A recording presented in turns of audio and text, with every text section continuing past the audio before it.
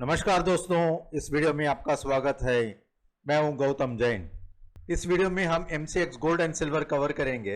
Last week का gold and silver movement अच्छा positive था, मगर लास्ट वीक को कंपेयर करने के बजाय हम पिछले 4 हफ्ते से कंपेयर करेंगे। लास्ट 4 हफ्ते से गोल्ड 98,500 से लेकर 1,09,840 गया था, यानी कि 11,300 रुपया बढ़ा था पिछले एक महीने में। और चांदी 1,10,000 से लेकर 1,29,000 तक गई थी, जो अप्रोक्सीमेटली 20,000 पॉइंट्स का अपमूव था। क्या आने वाले दिनों में ये अपमूवमेंट फर्दर रह सकता है या छोटा सा करेक्शन देख सकते हैं, मगर ट्रेंड चेंज नहीं है। ट्रेंड पॉजिटिव है, ट्रेंड अपसाइड है। शॉर्ट टर्म करेक्शन आ सकता है, मगर लॉन्ग टर्म ट्रेंड इंटैक्ट है। पहले हम MCX गोल्ड देख लेते हैं, मगर उसके पहले ये वीडियो एजुकेशनल पर्पस के लिए है। आप जो भी बाइंग एंड सेलिंग करते हैं अपने फाइनेंशियल एडवाइजर की सलाह लेकर ही करें। मंथली ट्रेंड डिसाइडर 1,01,241 और वीकली ट्रेंड डिसाइडर 1,05,892। ये मंथली ट्रेंड डिसाइडर हम हर 1 तारीख को देते हैं, यानी कि सितंबर 1 तारीख को। ये weekly trend decider every Monday रहता है, मंडे टू फ्राइडे वैलिडिटी रहता है, और सोमवार को वापस ये नया लेवल आ जाएगा। हम अपने सब्सक्राइबर्स को अपडेट करते रहेंगे।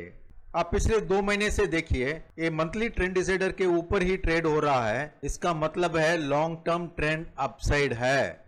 और ये वीकली ट्रेंड डिसाइडर मंथली और वीकली के ऊपर ट्रेड होता है तो ज्यादा बुलिश है। और दोनों के बीच में अगर ट्रेड होता है, देखिए अगस्त 2nd वीक और 3rd वीक क्या हुआ, वीकली और मंथली ट्रेंड डिसाइडर के बीच में ट्रेड हो रहा था, यानी कि साइडवेज मार्केट था।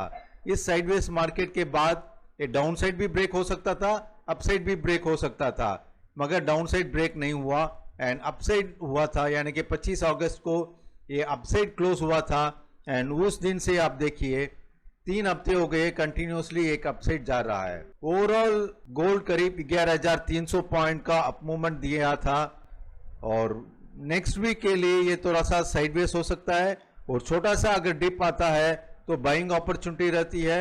ये वीकली ट्रेंड डिसाइडर जब आ जाएगा तब हम उनका सपोर्ट लेंगे। देखिए इस अप ट्रेंड में बीच बीच में थोड़ा सा साइडवेज मूवमेंट रहता है। यहाँ देखिए साइडवेज मूवमेंट था, फिर ऊपर गया था, थोड़ा सा नीचे आया था। इंट्राडे के लिए नीचे आता है, या फिर एक दिन क्लोज होता है नीचे के लिए, फिर वापस ऊपर की तरफ चला जाता है। गैप डाउन ओपन होता है, फिर ऊपर की तरफ, फिर आप देखिए यहाँ sideways movement, gap up open हुआ था डाउन साइड। ये डाउन साइड जब आता है तो ये बाय ऑन डिप्स की स्ट्रेटेजी अपनानी पड़ेगी, क्योंकि मंथली ट्रेंड डिसाइडर और वीकली ट्रेंड डिसाइडर दोनों के ऊपर ट्रेड होता है। तब आपको शॉर्ट नहीं जाना चाहिए, चाहे इधर हो, चाहे गैप ओपनिंग डाउन साइड हो, चाहे गैप डाउन ओपन हो। बहुत लोगों ने मैसेज किया, भाई हमें शॉर्ट है, गोल्ड करीब 1,02,000 1,05,000 में शॉर्ट है, अभी क्या कर सकते हैं। देखिए मंथली और वीकली के ऊपर है तो डेफिनेटली आपको शॉर्ट नहीं जाना है। अगर आप बाइंग नहीं कर सकते हैं, मार्केट बढ़ गया है, ऊंचा ज्यादा लग रहा है आपको, भाई अभी नहीं बढ़ेगा, फिर भी आपको शॉर्ट जाने की कोई स्ट्रैटेजी नहीं बनती है। आपको वेट करना पड़ेगा। जब डिप आता है तब बाइंग ऑन डिप्स रहता है। हाँ, अगर ये जब डिप आता है वीकली ट्रेंड डिसाइडर के नीचे क्लोज हो जाता है तो इंट्राडे आप बाई एंड सेल कर सकते हैं, मगर जब तक ये वीकली और मंथली के नीचे नहीं क्लोज हो जाता है तब तक आप शॉर्ट नहीं जा सकते हैं। और नेक्स्ट वीक के लिए 1,06,000 एक अच्छा सपोर्ट है, मगर उसके पहले 1,08,500, 1,07,800 ये दोनों अच्छा सपोर्ट है। अगर ये सपोर्ट के आसपास आता है तो आप बाइंग कर सकते हैं। स्टॉप लॉस 1,06,000 कर सकते हैं। अगर 1,06,000 के नीचे क्लोज हो जाता है और उस वक्त हमारा वीकली ट्रेंड डिसाइडर के नीचे अगर क्लोज हो जाता है तब हम थोड़ा सा प्रॉफिट बुकिंग करेंगे, मगर ध्यान रहिए हम शॉर्ट नहीं जाएंगे। इंट्राडे में न्यूट्रल जोन हम देते हैं, उस न्यूट्रल जोन के हिसाब से आप लॉन्ग पोजीशन कर सकते हो। अगर bottom of neutral zone break होता है तो शॉर्ट जा सकते हो। इंट्राडे पर्पस के लिए सिर्फ न्यूट्रल जोन काम आता है। और ट्रेंड डिसाइडर, ये जो वायलेट कलर लाइन और ऑरेंज कलर लाइन देखते हैं, वो पोजिशनल ट्रेडर्स के लिए हैं या स्विंग ट्रेडर्स के लिए हैं, और जो भी ज्वेलरी शॉप है उनके लिए ये एक ट्रेंड का काम करता है कि भाई अप ट्रेंड है, डाउन ट्रेंड है, या फिर साइडवेज मार्केट हो सकता है, उनके लिए ये हेल्पफुल है। तो नेक्स्ट वीक के लिए बाई ऑन डिप्स की स्ट्रैटेजी है, सपोर्ट है 1,08,500, 1,07,800 और 1,06,000।